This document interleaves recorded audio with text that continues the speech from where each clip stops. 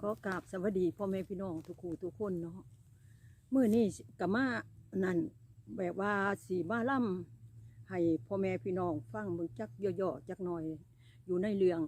เมียน้อยกินปีงไก่เมียใหญ่กินข้าวปั้นแต่ว่ามื้อนี้ก็ลูกหลานนั้นคิดว่าขอพ่อแม่พี่น้องทั้งหลายทุกคู่ทุกคน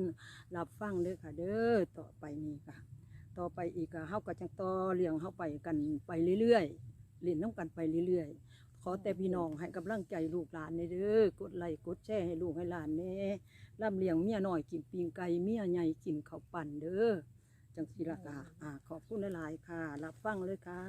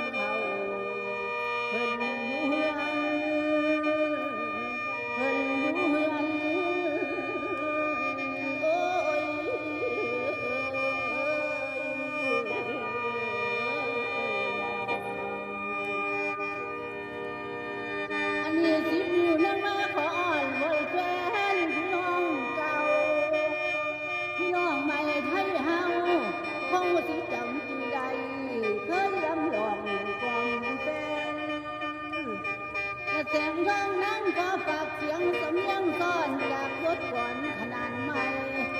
พี่น้องเฮาเศร้าไทยละมีตังแดนละจังว่าแผ่นกลางบานพระคุณท่านลูกบ่ลืมสุดที่แสนปราบปลื้มและสมชื่นในหัวใจไปยังใสทุกเวทีคู่สุขดีแฟนย้อยหมองบางคืนน้ำตาน้องหำแก้มเห็นแฟนๆเอาเงินให้มาไล่ทองให้ดูแต่ลูกไข่ปูขอเป็นทาสหลักใจศรัทธาไทยให้ซอยเสียจะให้พี่น้องเอื้อเฟื้อโยกสรรเสริญก่อนลำยาวลำเดินเปิดความแฟนให้หายกุมนักเรือเบาต้องสู่ต่ออาศัยแม่อาศัยพ่อเป็นแล้วเสียให้ซอยเพิ่มขั้นเติมแต่งเติมคะแนนกับบินวานไปทั่วแขนไต่ตั้มแดงขมิ้นเคยได้ฟังลำสาวอละนอคงจำได้จะคันสิไล่ลืมไทยเรียกยาสิลืมละน้อยส่งเสียงลำบ่อยมาตามคืนนอกกง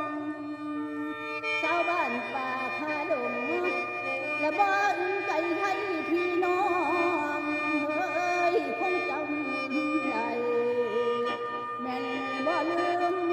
และเงาซึมเอ้ยโอ้ยเด้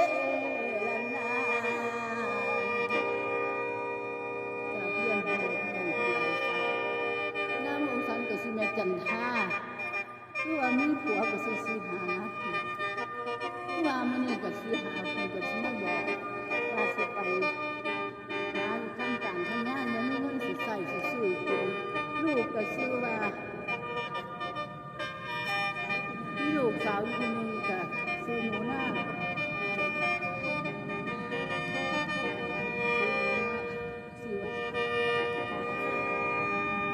ลูกสาวคนนึงกับลูกชายคนนึงหักตาบอดมันเห็นแต่ยิ่งบ่ทันถึงลูกมาหาอยู่มันนี่สินั่งรอคอยอยู่ซะก่อน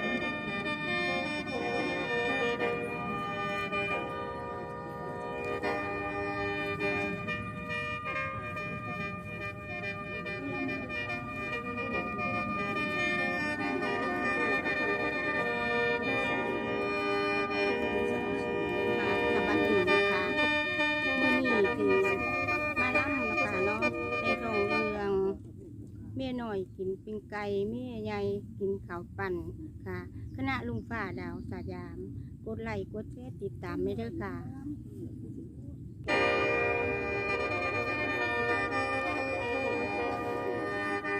โอ้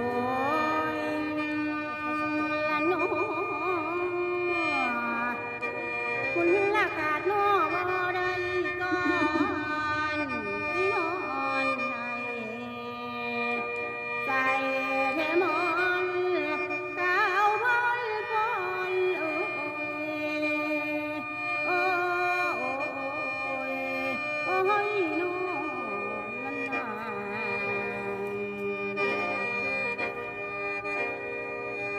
พอเอ้ยพอสาวหมอลำเอาเสียงร้องปากแฟนเป็นรอทุงเจ้าเขาวงจังน้องเอาเสียงร้องว่าชุงมาปีนี้เสียงบ่ห่างบ่ได้ห่างหนอทางเสียง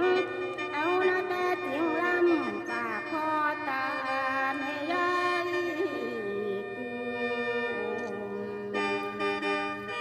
เจ้าคณะลุงฟ้าดาวสยามยังพากันสร้างลุงกันอยู่ฝากแฟนพี่นกยองมาแล้วนี่น้องมาลำลองคาบ่แพงฝากเอ้ยน้อฝากอีตูตีอย่าเป่าเด้อแฟนเขาน้องเอาแต่เสียงลำฝากพี่ใจแต่ลอยริมแม่เอ้ยแม่คนว่าลำไปหลายแฟนอยู่กับปากคอยบ่ได้เป็นเมียหลวงก็คงเป็นแม่น้อยโอ้ยพอได้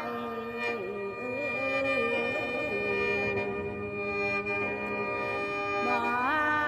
ละกายโอ้ยพอได้บ่ละใจใจแน่นอนโอ้ยโอ้ยเด้ละน้อง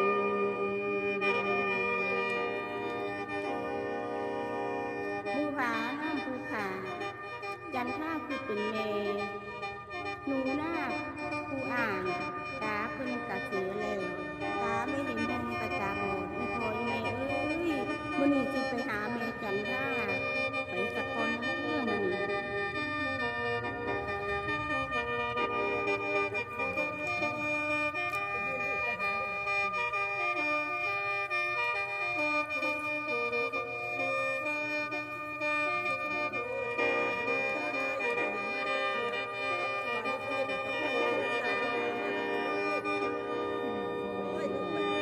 ค่อยลูกมื้อนี้คือบ่เห็นตาพายจ้าเขาไปอยู่ที่ใดไปเล่นทางใดเนาะกันนี่ แม่หนูถามแม่แม่สวัสดีจ้า ลูก อีพ่อไปสายจังไม่เห็นลูกมากกับไม่เห็นพ่อไปสาย พ่อ แม่ จะลงไปทำงานตัวหลังพ่อไปหาทำงานบ่มีเงินมีทองสิซื้อที่ลูกที่เจ้า โอ้ยเพิ่นไปอยู่ใส่เนาะอ่าน ล เนื้ ง อ ไป ตา ทำตัวมันเขาลงให้ลูก เฮ็ดจังไดเพิ่นจังสิมา ก็ได้เงินในท้องของตัวอยู่จังมา ให้มึงไปตามบ่แม่ข้อยไปตามอีพ่อบ่ ไปจังได๋นี่ตาบอดนี่สิจังได๋สิ สิ ไป ไปหาอีพ่อเพิ่นเป็นอยู่ใส่เนาะ แล้วแต่ลูกจะเต้าแล้วสิไปเพิ่นไปโดนแล้วบ่รู้ว่าให้มาไปนี่ก็ลูก ไป สิคิด หา จัง เพิ่ ได๋ น ไปหาเพิ่นก็ไปที่ลูกที่ จ้า บ้านจังได๋ สิไปหาด้วยแม่เด้อ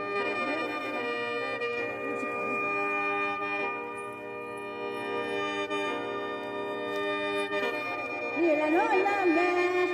ว่าไทยเอ่ยไทยไทยเจริญก้าวหน้าผิดกับคนสมัยก่อน มายุคนี้พวกหัวดำบอกก่อนหัวดอนติดจอสนคันลำกลแม่นบ่ทันสังคมไทยนับมือเข้มเข้มคือเกลือกับบ่ทอ มีใดๆนับมือหันนับมือจอบ่เคยพอ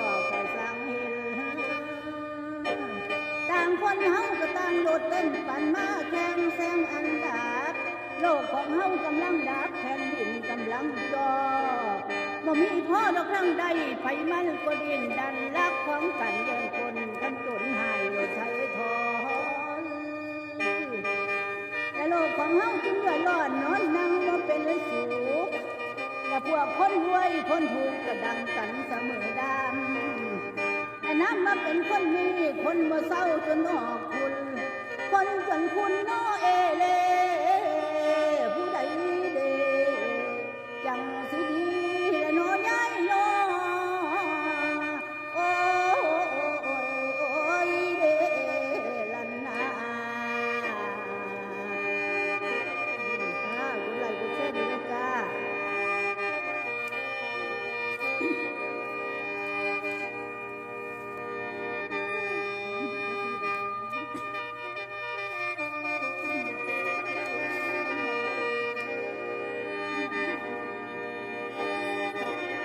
10 นิ้วเด้อยกใส่เข้ามาเว้าต่อแฟนเสียงลำแคนแทนใจฝากสายโอ้ยไปน้ำระเบียบนั่งได้มายืนละมารองสนองงานท่านเจ้าป่า10 นิ้วภาพแทบเขาโอ้ยคนเท่าผู้นางฟังกลับไปหอดเด้อไฟกำขันหลวงปู่สามเณรทางอพปลรักษาเวรรักษางานเบิ่งลูกหลานเอ้ยเด้อไว้ลุนและเมื่อทำบุญญาให้ไปมาวุ่นขันตีกันเอาแตกตื่นจากหมอลำตั้งหลายหมื่นในเบิ่งฟรีอีกซ้ำโอ้ยมาแต่เก่านั่นทิ้งได้ดอกแม่ดอกนาไทยบ้านเหนือบ้านใต้อะไรลังเข้ามาโฮมดังท่อมกระจายเสียงบอกเลี้ยงลำโอ้ยให้คนขันพยาตูหมอลำเลี้ยงหมอลำเลี้ยงสายพันธุ์ใหม่โอ้ยนี่ละโถกินไข่ไปทางใดเป็นการยองโอ้ยได้ฟังแล้วหวานบ่ถอย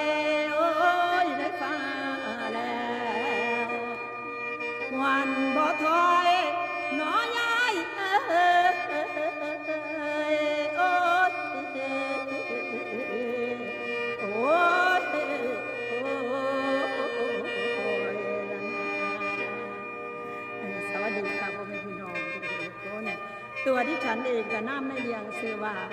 สาวสุธีค่ะเป็นเมียน้อยเท่าพอสีหา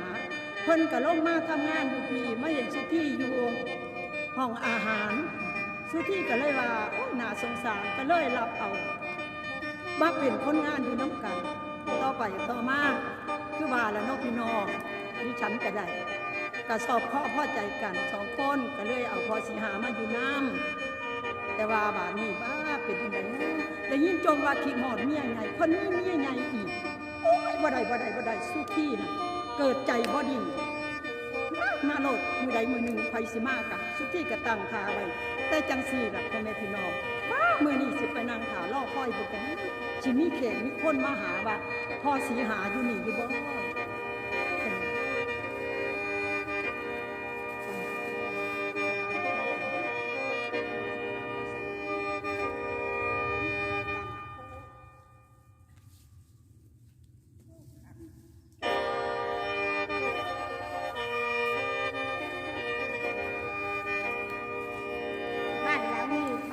สิงหาบ่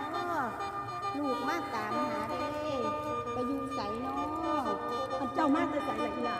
โอ้ยข่อยก็มาตั้งใจอยู่พระบัวบ้านทั้งสี่เป็นว่าพ่อมาอยู่ทั้งสี่ล่ะมาถามหาพ่อสิงหาเพิ่นอยู่บ้านบ่ โอ้ยบ้านพ่อสีหานี่บ่มีเด้ออยู่อีหลามีแต่บ้านแม่สุพี่อยู่นี่แต่มื้อนี้พ่อสีหาน่ะบ่อยู่ดอก เพิ่นไปไสล่ะ เพิ่นก็ไปทำงานของเพิ่นผู้ละตอนทำเพิ่นสิมา จังไดมาหยัง